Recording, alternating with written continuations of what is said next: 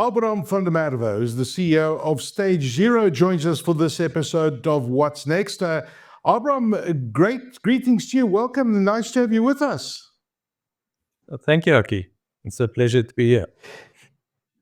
Listen, I know we're going to be talking a lot about energy and solar and all that sort of thing. I'm always fascinated by companies such as yourself. How did you guys get started? Why did you start Stage Zero? And when did you start it? Yeah, thanks for asking. I mean, my whole career has been in the utility space. I've started data centers and fiber companies and so forth.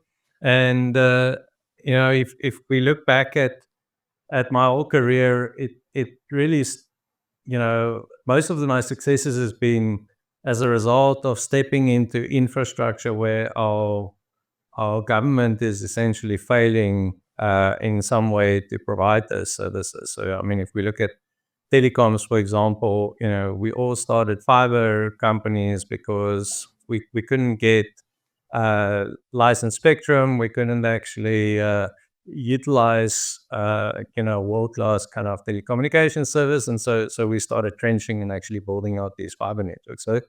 So for us, the starting point of Stage Zero really was rooted in the Eskom's power crisis.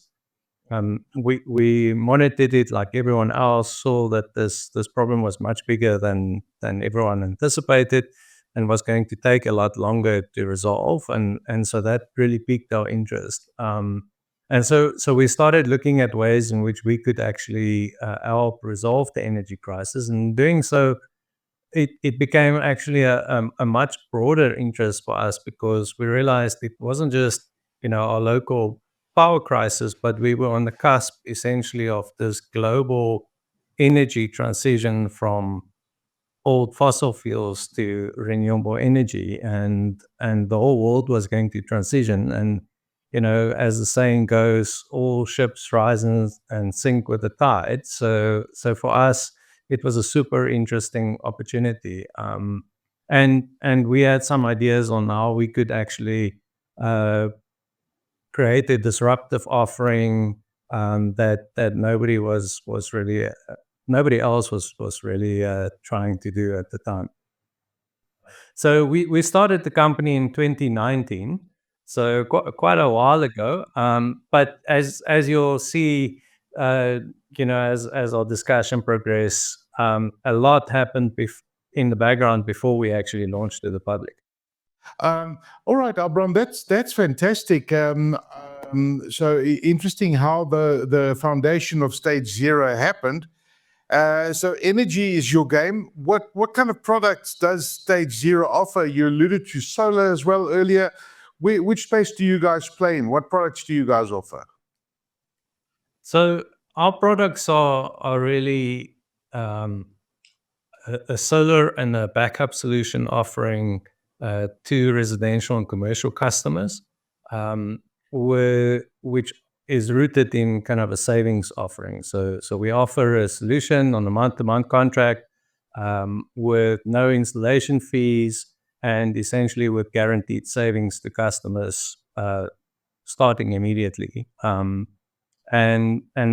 we really started with this when we started Stage Zero. The problem that we wanted to solve was really providing electricity services that are reliable and cost-effective to residential customers. We believe that is, really the hardest problem to solve because if we look at residential, it's really subscale. The typical customer is quite small, and so it's very sensitive to things like installation costs and the cost of the infrastructure. The residential customer also doesn't have necessarily the balance sheet to go and fork out hundreds of thousands of rands on their system, and so there's a financing component to that is required. And in addition to that, the consumer moves around. So the average consumer moves their house every 6 years. So if you're installing infrastructure that's going to last for 20 or 30 years, what do you do when when the ownership actually transfers or the customer actually move out. So we set out to build a solution that solved all of these problems, where we essentially own the infrastructure, finance it ourselves on our own balance sheet, and provide it as a service to the customer. And in addition to that, remove all these other obstacles that would potentially prevent the customer from taking up the solution. Um, yeah, and that is essentially what the Stage Zero offering is about. Okay, so it's fantastic, because when you talk to people in a residential environment and you talk about solar, you're quite right. I mean, it's not a cheap exercise, but the value that you get out of it by using it is immense, But people are hamstrung because they don't have that capital to lay out. So you guys come in there and you've got certain plans in place, which we're going to unpack. And I guess that's what probably differentiates you as well, because let's be honest, I mean, there's a lot of solar people out there doing you put up solar panels, you yield energy from the sun, you store it and you use it. So what differentiates Stage Zero from other solar providers that are out there? Yeah, it's a great question, Aki. So going back to our roots, when we looked at this problem, as I mentioned, residential is a hard problem to solve because the solutions are subscale, very cost sensitive. And so, when we looked at this problem, it wasn't possible to deliver immediate savings to a customer, especially when you wanted to offer backup. So in other words, batteries to protect the customer. It was just too expensive. So we started looking at, what products we can actually source locally and internationally at scale to reduce that cost. And we realized that without eliminating some of the margin stacking, it was not possible to actually offer a day one saving solution. And so we embarked on a journey to solve a number of problems that allowed us to do that. The first problem that we needed to resolve is, if you look at the typical solar installation, a big cost component is the actual installation itself. You have an electrician that comes out and does the installation. The way an electrician works is he needs to make money in selling as much time as possible at your home and finding as many problems as he can so that there's some remedial work. He has no economies of scale, so he's buying components at a small scale and adding a lot of margin onto that. And so all of this balloons the cost. And if we look at, if we recall earlier, I said that the problem with the residential customer is that they move often around. So all these sunk costs, especially the labor that we incur, is what really makes a residential installation quite risky. So, we said, how can we actually make the contractor more efficient? We started looking at the installation, and we said, okay, first of all, from signing up a customer, we need to remove all this consultation that's required in sizing the system and actually coming up with the right type of system. And we came up with ways through to really automate the sign-up process. And to give you an example of how we do that is, we, for instance, map every single electricity distributor in South Africa. We have a simple wizard on our website through which you can actually sign up. We capture your location. From that location, we infer who you're buying electricity from. We ask you how much you're spending. From that, we can infer your tariffs, and from that, we can infer how much you're actually consuming. And then we've built statistical models to determine, what the sizing of the system needs to be based on your consumption. So we can size it automatically, and we can predict what exactly your saving is going to be, because we know what the solar yield is going to be on your roof. We know what the size of the system is, what your consumption patterns are, and so forth. And then we can give you upfront, clear, predictable savings for the next 20 years. And once we order it, we then can have a fully automated installation process. The second part in optimizing this was really to get the contractor to spend as little time as possible at your house. How did we do that? We said, well, what's all the components that the electrician typically installs at at your home, and how much of that can we actually build into our product in a manufacturing environment which is far more efficient, and really build a Lego block product that electrician can install very quickly. So, I mean, most people are familiar, for instance, with a Tesla Powerwall, where you have the battery and the inverter and a couple of other things built into a single box. So what we essentially did is we created the manufacturing facility, we built something similar to a Tesla Powerwall, but we included even more components into our product. So things like the typical circuit breakers and other switchgear that you would have as part of the installation, a controller that's built in that measures all sources of consumption and production, controls the system, including the connectivity that goes with it, and various other components that electrician would normally go and cable on site. And in doing so, not only did we reduce some of the margin stacking that occurs in sourcing these components. So instead of somebody else, mining the battery cells, then building the battery cells, then building the battery, then selling the battery to a wholesaler that sells it to a solar company that sells it to you, everybody adds margins. We have cut out a lot of the middlemen and have been able to reduce the cost drastically. Um, and then on top of that, we've eliminated a lot of the work that needs to be done by the contractors. And so we can do more installations per contracting team per day as a result of our simple solution, because it looks kind of like a Tesla Powerwall, but it has everything built into your installation. And we've also reduced the overall cost of that installation, which allows us to offer immediate savings to a customer. Wow, that's very, very impressive. It sounds, already I'm at ease with what you're saying, because it just makes my life as the consumer easier, and takes out all that complication and everything. So you've optimized the system. I want solar, come and install it, and I don't have to worry about this switch and that switch, which is brilliant. Well done. So Okay, so you've solved that solar problem and you've made it easier for people to acquire energy. But I imagine the challenge here is that it's a challenge, but it's more of a mindset, right? Because load shedding ended in 2024, so people are saying, well, you know what? There's no more load shedding. Yeah, why should I get solar? And do I need it still? So my question to you is, you guys have been around since 2019, so you've seen the worst of the load shedding. It stopped abruptly in 2024. Why did it stop so abruptly in your view? And how has this affected your industry? Has it slowed you guys down, for example? And I know it stopped and we haven't had load shedding for several months now, but is load shedding going to come back? And if it does, when is it going to come back? I know there's lots of load shedding questions there, but I'd love to hear your thoughts on that. Yeah, thanks, Aki. So I think first of all, the sudden stop in load shedding certainly caught everyone by surprise. I mean, we expected it to take longer, and all estimates were really off.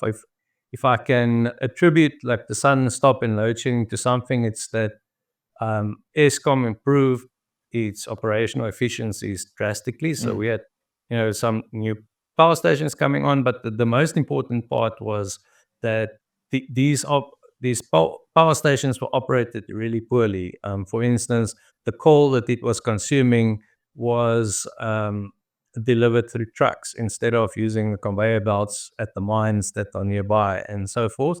And a lot of this was due to corruption. So what Eskom really did effectively was to incentivize the staff to improve operational efficiencies through financial incentives, and also replaced a lot of the station managers, and that really turned this whole thing around, where instead of buying coal from trucks that gets carted across the country, they use the infrastructure that they were actually supposed to and also really manage those power stations more effectively, and so that increased the overall operational efficiency of the power stations, and that resulted in less outages, that that reduce that gap. Um, and I would say that is by far the most important kind of contributor to the sun stopping load shedding. But things are still super tight. If you look at, for instance, in January, a huge amount of diesel was burned in order to make up for roughly 3 stages of load shedding. And so we're still at the precipice, and the entire generation fleet of Eskom is still on the cusp of being at end of life. So most of our power stations, first of all, most of Eskom's generation fleet is coal and a little bit of nuclear and very little renewable energy. And most of those coal stations are between 50 and 70 years old. And a power station normally lasts 50 years, a coal power station, and that's if it's maintained properly. And these power stations have not been maintained properly. And so everybody is really, it's like driving your car with 500,000 kilometers of mileage on it. You can look after it and do as much as you can, but eventually it's going to fail. And so we're still sitting on a sticking time bomb where, as this generation fleet disappears, load shedding is going to, get much worse unless we replace that with other sources of generation. And the only viable sources are really the private sector stepping in and delivering renewable energy, both in terms of IPP projects as well as embedded generation like we do. So do you reckon it's coming back, Abram? I do believe that we will have a patchy kind of reliability for some time to come. Yes. But, stage zero has always worked on the assumption that load shedding is not permanent and will be resolved at some point. And fundamentally, our solution is based on savings. Because, we've spent a lot of time talking about load shedding because it has been so disruptive to our lives. But the other silent killer is the escalating costs in electricity. So, if we look at the last 10 years, our electricity cost has more than doubled. And if we look at just the next 3 years with the proposed increases from Eskom, there's a 36% increase for this year. And, if we look at the following 2 years, it's effectively increasing our electricity cost by another 60%. So electricity has become unaffordable. And if we look at where South Africa ranks globally, we're still below the 50th percentile of electricity costs.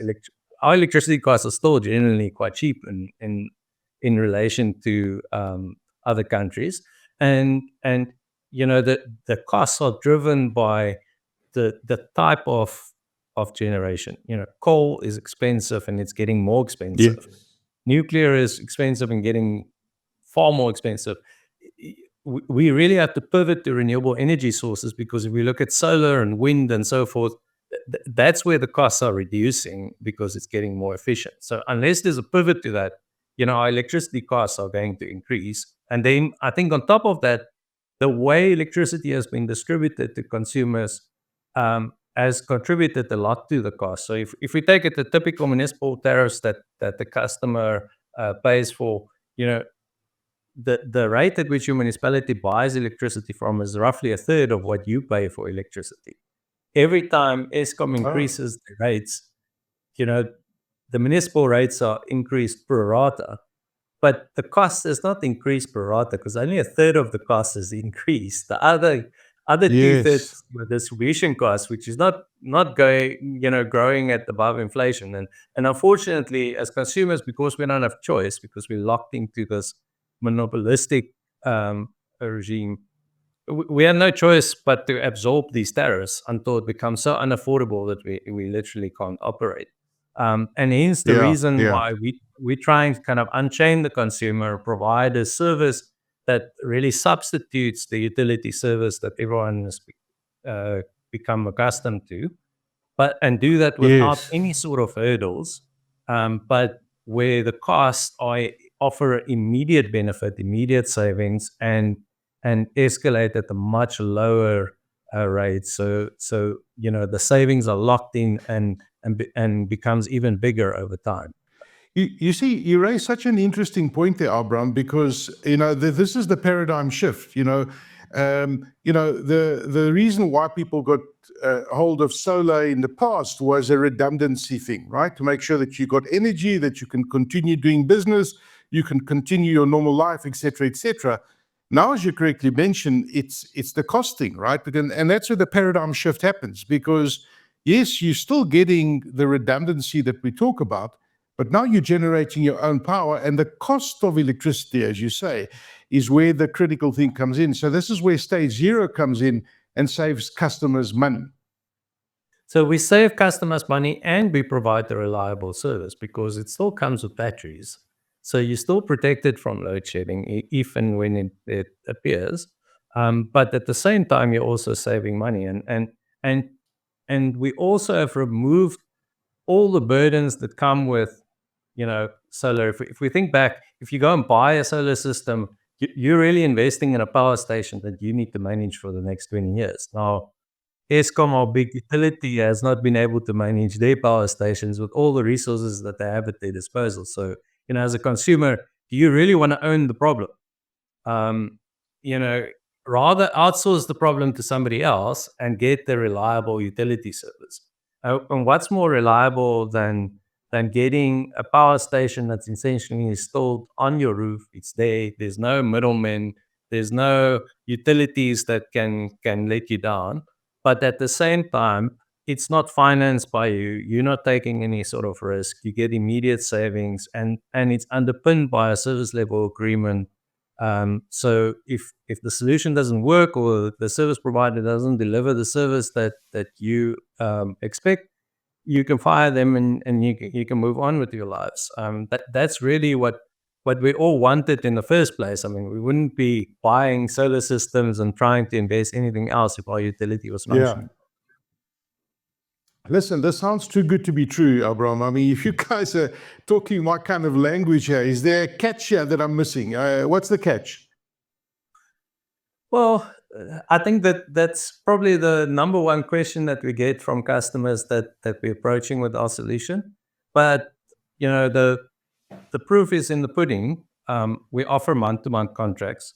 We show you the upfront savings, and we underpin those savings by a guarantee. And then once you've signed up in your customer zone, any given month you can track the progress. So we show you in your customer zone how much you would have spent with your utility prior to stage zero, how much you are spending now, which you can reconcile with the bills that you're getting, how much you're spending with stage zero, and the resulting saving. So we show you that saving. We're very transparent about it. It's a month-to-month contract. There's no installation fee.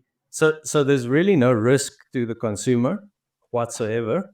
And it's not a future promise. We're not saying when the electricity tariffs are increasing or in future or over 20-year period, you're going to save money. We say from month one, you're saving money.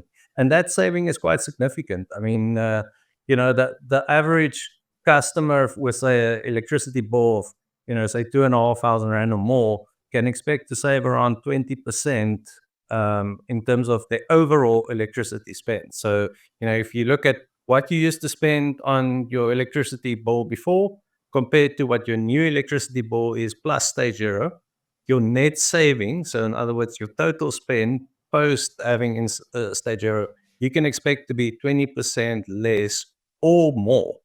And especially the bigger your electricity spend, the higher the savings. And so that adds up to a significant amount of money. You can imagine that average Joe, if you're saving 500 rand or 1,000 rand a month, that's a big chunk of money that's coming back into your pocket.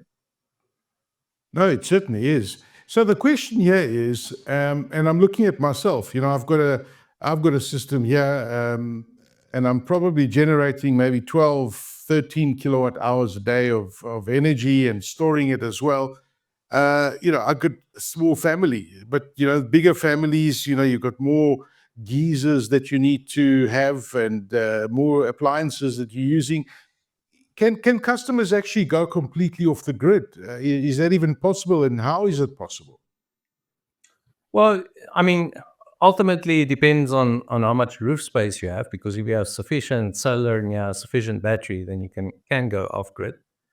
We still find that for most customers, especially larger customers, it's not financially attractive to go off grid, simply because we have to plan for the absolute worst case scenario. When there's a week with rain, cloud cover, and the system is 10 years old, like, is it still going to actually keep all your appliances alive in your house? That becomes difficult to solve, because the only way to solve it is, solar generates electricity for roughly a third of the day. Well, if we look at the average yield, it's more like a fifth of the day. So you have to oversize everything 5 times in order to actually get you completely off the grid. And that just adds to the cost. And so if we look at the complete off-grid solution, it's just more expensive than a hybrid type of solution, where we supplement the electricity providers spend with the installation that you have and storage. But what we are finding is, at the bottom end of the range, so the really small customers, the guys who are spending maybe 1,000 rand a month, or 1,500 rand a month, as a result of how the tariffs are changing. If we see it, what the proposed proposals are from Eskom, they want to, for instance, discontinue inclining block tariffs, which is where the first 300 or 600 kilowatt hours is at a low or subsidized tariff, and then it becomes incrementally more expensive.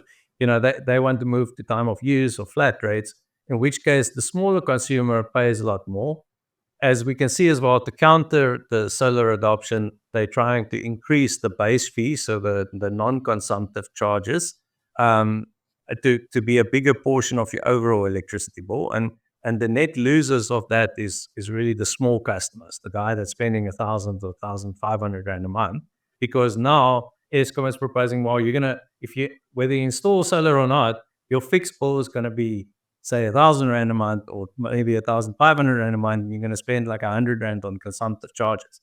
Now, for those customers, off-grids is becoming very enticing, because the higher this non-consumptive charges and the more draconian the fee structure, the more likely it is for you to be able to go off-grid.